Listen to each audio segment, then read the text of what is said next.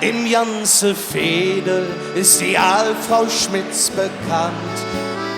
Sie weht von allen nur et Schmitzebell genannt.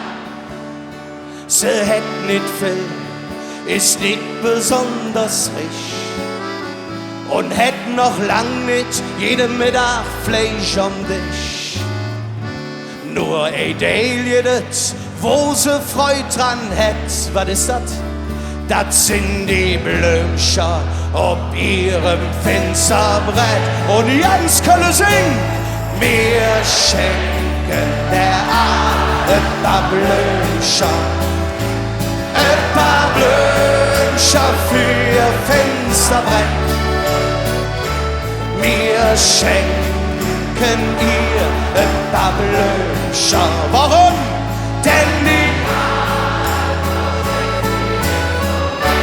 ganz genau und klopp auch öfters ins ne Ärmel an ihr Tür.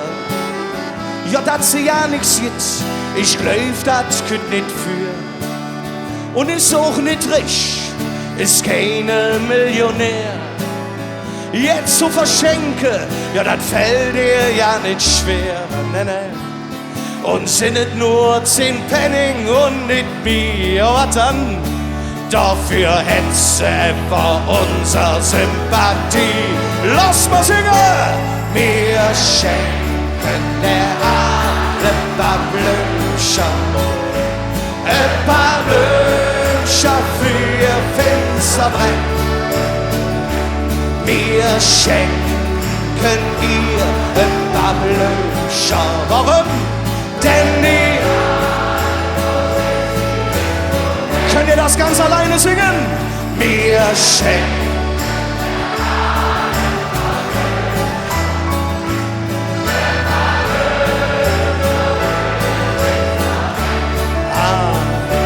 wir schenken ihr ein paar Blümchen. Warum? Denn die Frau Spitz, die ist so nett und Tempo. Wir schenken der ein paar Blümchen, ein paar Blümchen für ihr Fensterbrett.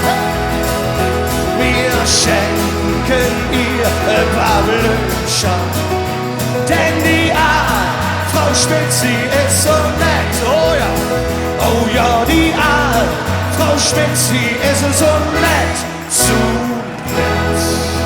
Dankeschön!